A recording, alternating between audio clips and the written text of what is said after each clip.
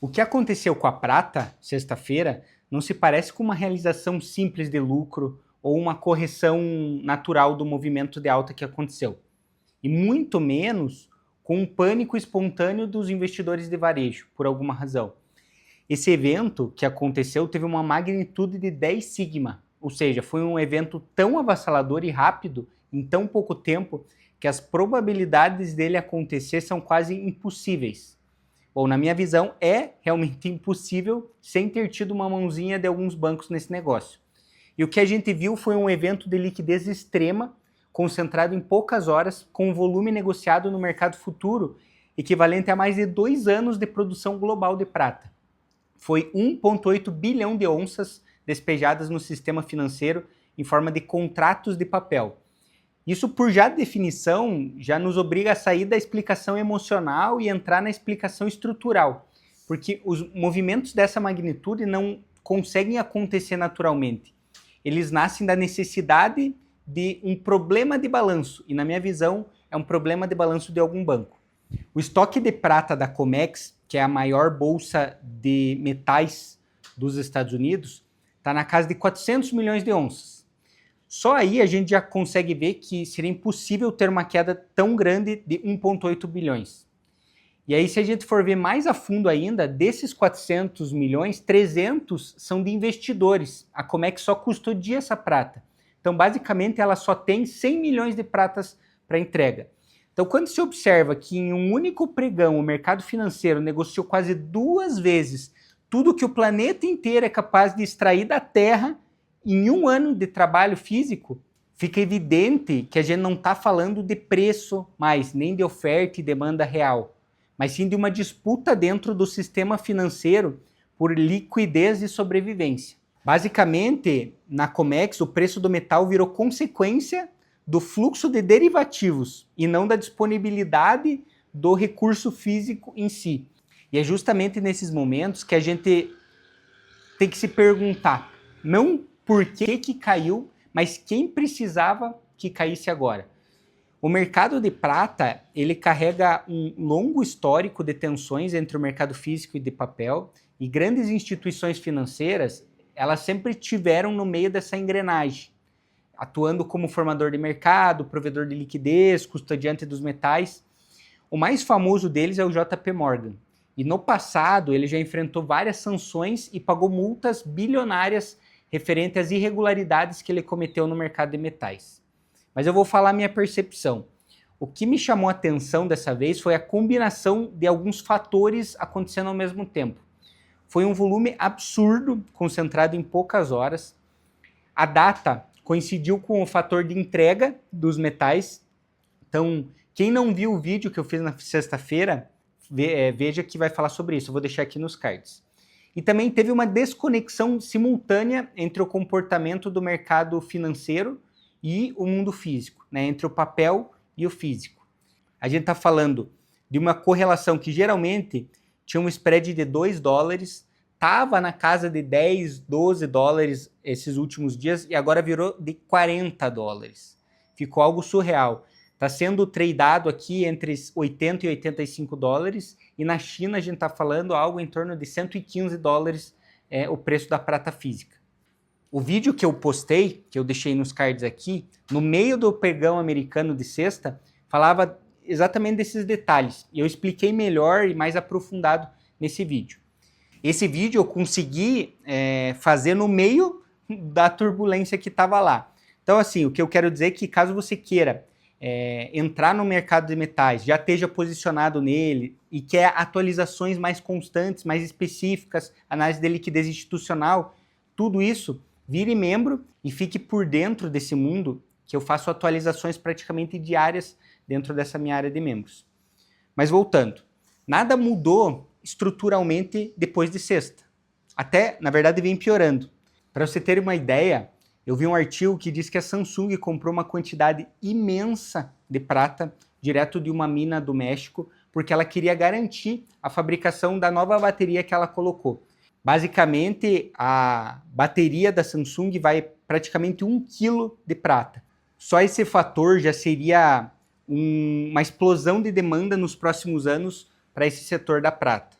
Mas vamos lá. Os prêmios sobre o metal disponível, eles continuam muito elevados, em mercados onde que a entrega física é mais relevante, principalmente em Xangai. Então isso sugere para mim que o metal físico ele não está aparecendo com desconto na mesma proporção que o papel indica. E essa divergência ela é fundamental de ser analisada, porque ao longo da história dos metais preciosos, quedas genuínas de demanda sempre vieram acompanhadas de compressão de prêmios físicos e facilidade de encontrar o produto. Enquanto momentos de estresse financeiro, muitas vezes a gente vê o efeito exatamente oposto. Então, mesmo que o papel caia por alguma liquidação forçada, ele é só um ativo financeiro, não o lastro físico. O metal ele permanece firme, sem queda, porque a necessidade industrial e estratégica não desapareceu apenas porque esses contratos futuros foram despejados para gerar caixa para o banco.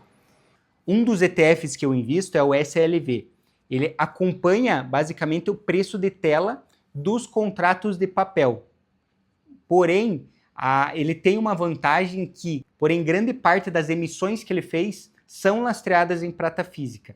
Estima-se hoje que mais de 91% do que ele emitiu tem o lastro físico de prata. Então pensa comigo, para mim até uma oportunidade que está acontecendo no mercado de prata. Por quê? Porque esse ETF ele negocia muito próximo dos preços do mercado de papel, só que ele tem a prata física disponível. Então ele tem 91% de prata física no seu balanço, mas ele é negociado com múltiplos que convergem com os contratos de papel.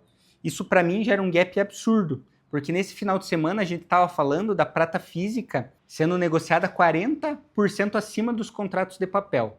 Isso acontece porque o ETF acaba refletindo essa pressão vinda do mercado financeiro, mesmo que o valor estratégico e industrial do metal não tenha mudado na mesma velocidade.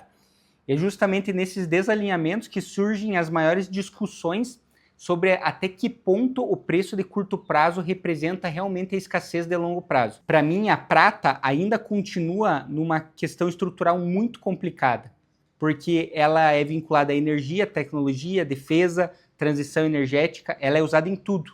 Movimentos dessa violência raramente acontecem em ambientes de tranquilidade sistêmica.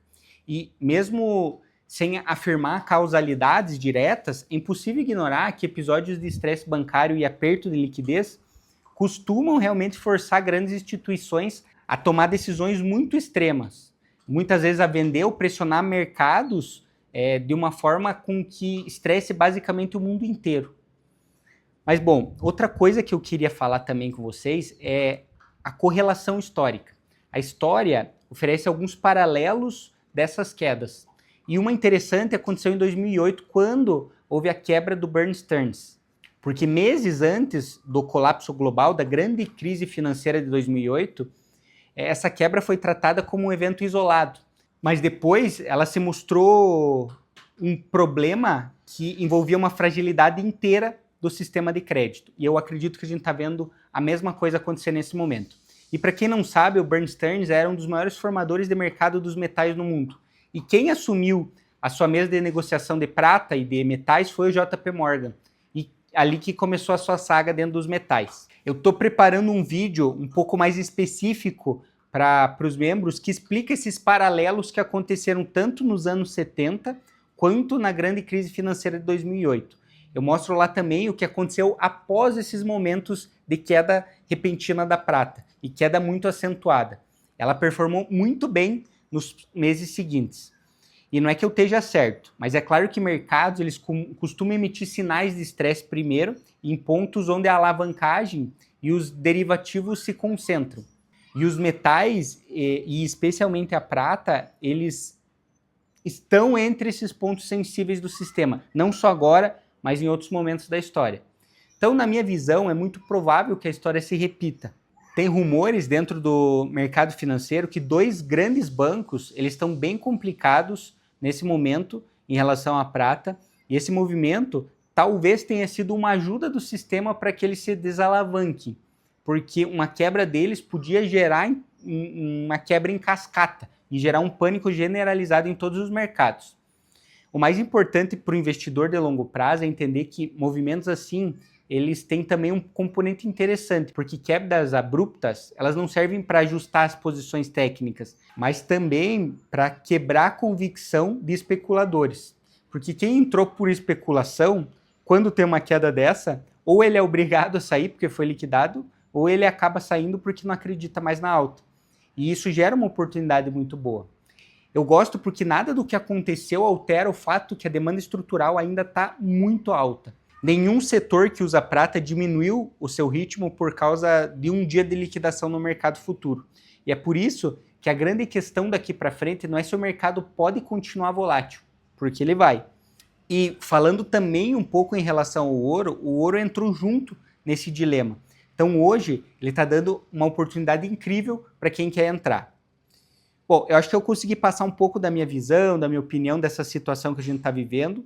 Eu penso que é a hora de comprar. Esse movimento foi extremamente calculado e orquestrado por algumas grandes instituições, mas, claro, não é uma recomendação de investimento. E caso o mercado volte a subir e estressar, eu penso que isso pode complicar ainda mais alguns bancos. E talvez esse seja o início da principal quebra financeira que a gente vai ver, que eu acredito que vai acontecer em 2026.